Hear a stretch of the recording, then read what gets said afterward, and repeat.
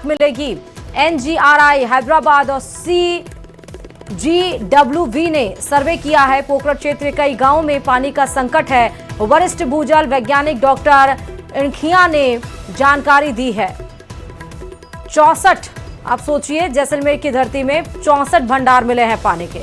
पश्चिमी राजस्थान में जिस तरह से जल संकट से अमूमन लोग जूझते रहे हैं, सिंचाई की पानी को लोग हो गया, पीने की पानी को लोग हो गया, लोग दूर दूर तक जाकर और पानी लेते हैं। यहाँ तक कि गर्मी के मौसम में तो आप देखिए टैंकर मंगवाना पड़ता है। तो अब पश्चिमी राजस्थान जल संकट से बच पाएगा, जल संकट से उन्हें राहत मिलेगी, क्योंकि 64 पानी के भंडार मिले हैं। के माध्यम से की जाती है।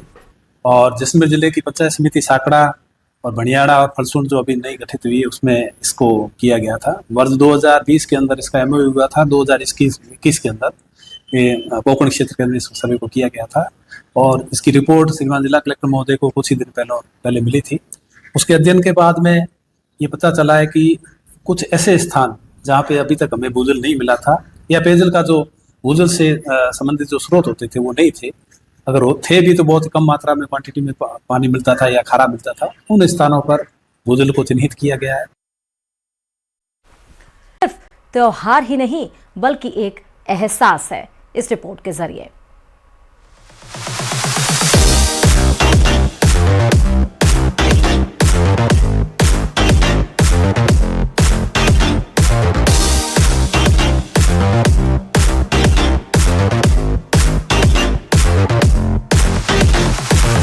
पतंगों से सजी पिंक सिटी, पतंग बाजार में बम्पर कमाई, 10 से 12 करोड़ तक पहुंचा कारोबार। मकर संक्रांति के मौके पर गुलाबी नगरी जयपुर पूरी तरह जश्न में डूबी नजर आ रही है। जयपुर के किशनपोल, हांडीपुरा, हवा महल और चांदपोल जैसे इलाकों में बाजारों की रौनक देखते ही बनती है। रंग बिरंगी पतंगे, चमकता मांझा और चरखियों की खनक, हर गली किसी मेले से कम नहीं लग रही।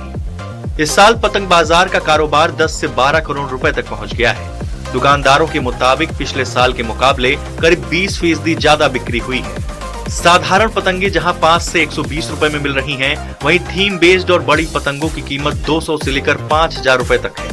2-2 साल का बहुत बड़ा इतिहास है। मकर संक्रांति बहुत खुश साथ जितने भी कास्ट है सब मकर संक्रांति दिल खुल के छत पे मिलके आपस में सद्भावना से बनाते हैं, एक दूसरे को भाई भाई की काटता है, हंसी मजाक करते हैं, एंजॉय करते हैं, वो होता है पूरा कंप्लीट। जयपुर में पतंगबाजी सिर्फ खेल नहीं बल्कि सदियों पुरानी परंपरा है। और चलिए खबरों में आगे बढ़ते बताते चलें कि पतंगबाजी और राजनीति का गहरा नाता है। नेताओं की राजनीति भी पतंग की तरह हवा के साथ उड़ती है। ऐसे में राज्यसभा सांसद घनश्याम तिवारी से हमारी खास बातचीत हुई, जहां उन्होंने अपनी नई पार्टी और राजनीतिक दांव पर खुलकर चर्चा की।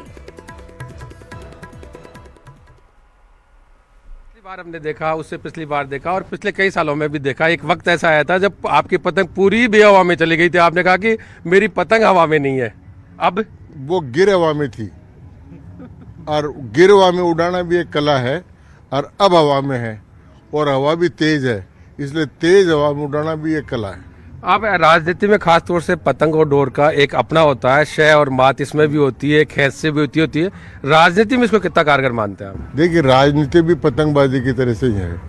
हवा देख करके जो रुख पहचान लेता है, वो कई मौसम वैज्ञानिक भी राजनीति में होते हैं और कुछ लोग ऐसे होते हैं जो राजनीति में पतंग को उड़ाना ही चाहते हैं मिशन के रूप में। तो हम लोग जो हैं वो मिशन की राजनीति वाले हैं, इसलिए हवा के रुख को नहीं, विपरीत हवा में भी और हवा में भी हम पतंग उड़ाना इसलिए चाहते हैं कि राष्ट्र रक्षा के लिए हम जो भी कर सकते हैं वो करना चाहते हैं। ये हमारा सिद्धांत है। इसी प्रकार से इसी सिद्धांत पर हम पतंग उड़ाते हैं। एक दूसरी बात की कई बार राजनीति में भी होता है कि एक दल से दूसरे दल में आ जाते हैं और फिर वापस भेड़ चाल चल जाती है। जैसे अभी महेंद्र सिंह मालवीय का जो मसला है वो इसी तरह का चल रहा है। ये कई बार आदमी कई जगह अनफिट होते हैं और वो उनकी प्रकृति के विपरीत होता है। भारतीय जनता पार्टी जो है वो अलग प्रकार की पार्टी है, मिशनरिक स्पीड से काम करने वाली पार्टी है। इसलिए अन्य दलों के जो लोग होते हैं, जो उनकी जो कल्चर होती है, वो भारतीय जनता पार्टी में मिसफिट होते हैं और इस कारण से वो वापस चले जाते हैं।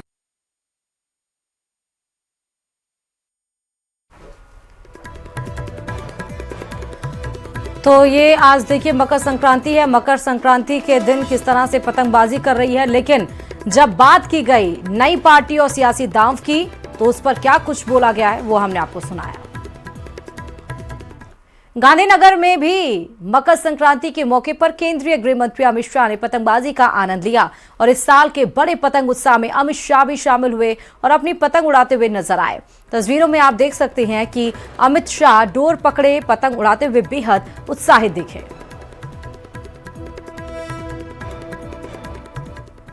तो पतंगबाजी के कार्यक्रम में गृह मंत्री अमित शाह आप देखिए किस तरह गांधीनगर में यहां पर पतंगबाजी करते हुए नजर आए। और ये कोई पहली तस्वीर नहीं है, मतलब आज की 2026 की।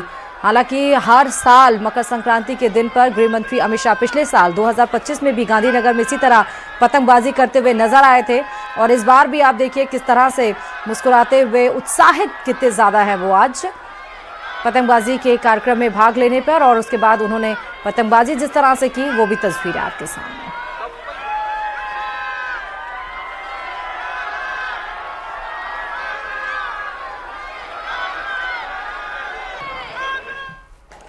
बांसवाड़ा में पूर्व मंत्री महेंद्र जीत सिंह मालवीय के ठिकानों पर एसीबी की कार्रवाई ने सियासी हलचल तेज कर दी है। जयपुर से पहुंची एसीबी टीम ने बांसवाड़ा जिले में मालवीय के 2 पेट्रोल पंप और उनके बेटे के क्रशर प्लांट पर छापेमारी कर दस्तावेज खंगाले और इस कार्रवाई के समय और टाइमिंग को लेकर कई सवाल खड़े हो रहे हैं। इसे मालवीय के पार्टी बदलने के फैसले से जोड़कर देखा जा रहा है।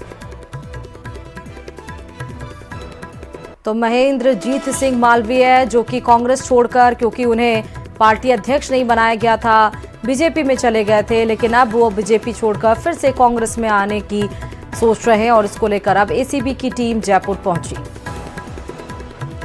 उदयपुर सांसद मन्नालाल रावत ने पेपर लीक प्रकरण पर बयान देने वाले बाप पार्टी के सांसद राजकुमार रोत पर तीखी प्रतिक्रिया दी है।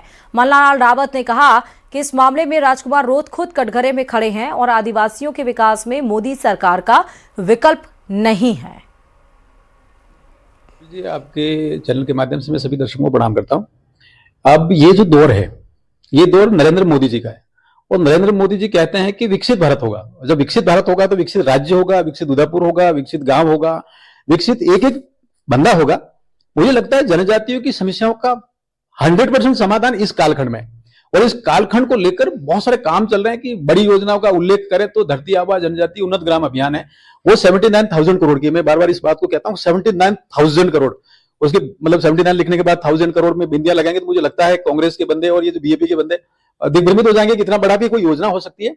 और ये वो कालखंड है जिसमें जनजातियों के गौरव को लेकर जनजाति गौरव दिवस, प्रधानमंत्री जनमन योजना, ये बहुत सारी चीजें चल रही है।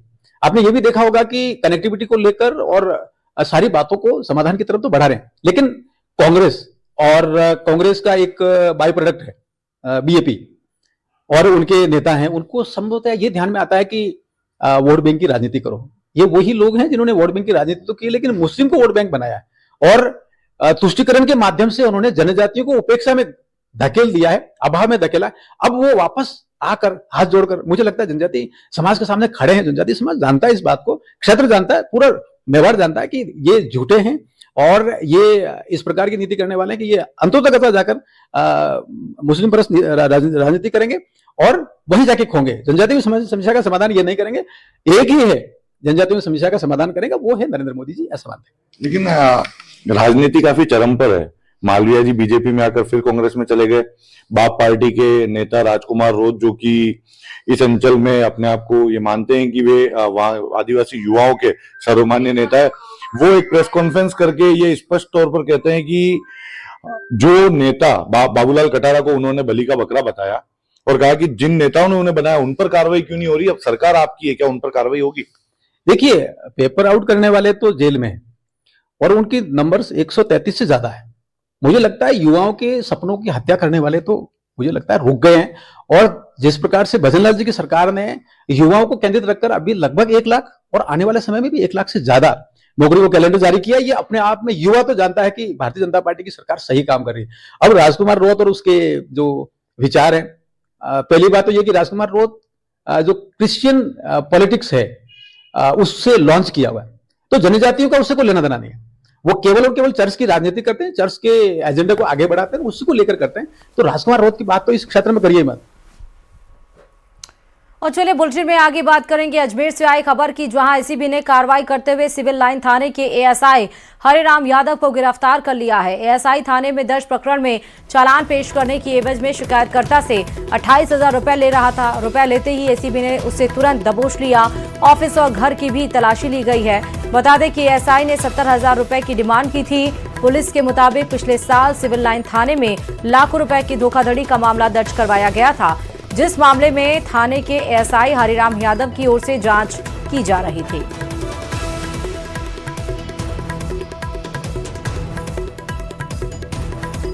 रिपोर्ट दी थी कि मेरा प्रकरण सिविल लाइन थाने के अंदर दर्ज करवा रखा है, जिसमें अनुसंधान अधिकारी हरिराम जी यादव है, जो मेरे प्रकरण में चालान करने के एवज में पैसे मांग रहे हैं, रिश्वत राशि मांग रहे हैं, जिसमें कल सत्यापन करवाया, जिसमें 70,000 रुपये लेने की मांग की थी, जिनको आज हमारे परिवादी हमारे को 20,000 रुपये ला करके दिया। बाकी के 70,000 उसके पास बने नहीं, तो बाकी के डम्मी पे रुपये रखे हमने 8,000 और परिवादी को भेजा तो रंगे हाथों लेते हुए ट्रैप किया।